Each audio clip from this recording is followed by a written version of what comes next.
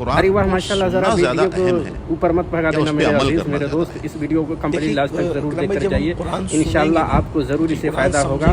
دیکھیے ذرا اس ویڈیو کو۔ جی ٹھیک ہے، تو اللہ کے رسول صلی اللہ علیہ وآلہ وسلم کو قرآن کی تلاوت بھی بہت پسند تھی، اور وہ خود صاحب قرآن ہو کر قرآن سنتے بھی تھے، اور جو لوگ اچھی آواز میں قرآن پڑھتے تھے نا ان سے بہت محبت بھی کرتے تھے۔ ایک مرتبہ کا واقعہ ہے کہ اللہ کے رسول صلی اللہ علیہ وآلہ وسلم ام المومنین سیدہ عائشہ صدیقہ کا گھر میں انتظار کر رہے تھے۔ وہ اپنے میکے گئی ہوئی تھی، سیدنا صدیق ان کے والد تھے، وہ میکے گئی ہوئی تھی۔ آنے میں کچھ دیر ہوئی تو اللہ کے حبیب صلی اللہ علیہ وآلہ وسلم نے پوچھا کہ عائشہ تم تاخیر کیوں ہوئی؟ کہا یا رسول اللہ میں گھر آ رہی تھی تو میں نے دیکھا کہ مسجد میں ایک صاحب قرآن کی تلاوت کر رہے تھے، اور اتنے اچھے لہجے میں وہ قرآن پڑھ رہے تھے نا کہ میں کھڑی ہو گئی سننے کے لیے۔ یا رسول اللہ اگر آپ چاہیں تو آپ بھی چلیں، وہ بہت اچھا پڑھ رہے ہیں۔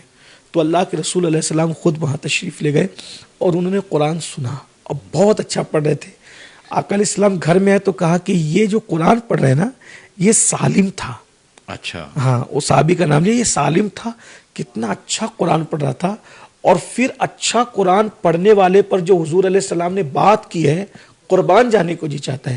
حضور علیہ السلام نے ہاتھ اٹھائے کہ اللہ تیرا شکر ہے کہ تو نے میری امت میں ایسے لوگ پیدا فرمائے جو اتنا اچھا قرآن پڑھتے ہیں۔ قرآن کی ایک آیت پڑھنے کے بارے میں اللہ کے رسول علیہ السلام فرماتے ہیں جو قرآن کی صرف ایک آیت پڑھے اللہ تبارک و تعالیٰ اس کو پہاڑ سونے کا صدقہ کرنے کا ثواب عطا فرماتا ہے۔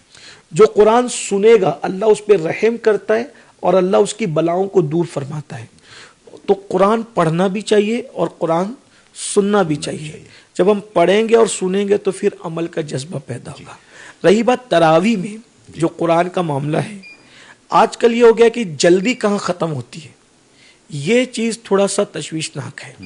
قرآن کا جو حق ہے الفاظ سمجھ میں آنا چاہیے۔ یعلمون اور تعلمون کے سوا کچھ سمجھ میں نہیں آ رہا ہے، کچھ پتہ ہی نہیں چل رہا ہے، اس طرح کا قرآن پڑھنا جائز ہی نہیں ہے۔ اللہ پاک ارشاد فرماتا ہے وَرَتِّلِ الْقُرْآنَ تَرْتِیلًا، قرآن کو ٹھہر ٹھہر کر پڑھو، اطمینان سے پڑھو۔ تو عمل کا تعلق اسی سے ہے۔ ہمیں قرآن کی تلاوت کا حکم بھی دیا گیا، قرآن سننے کا حکم بھی دیا گیا، اور عمل کا بھی۔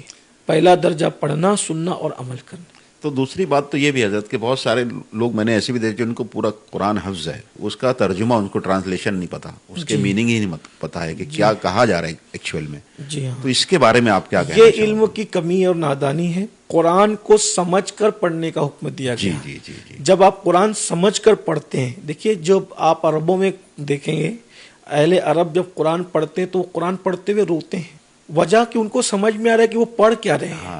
لیکن ہمارے ہاں جو قرآن سمجھ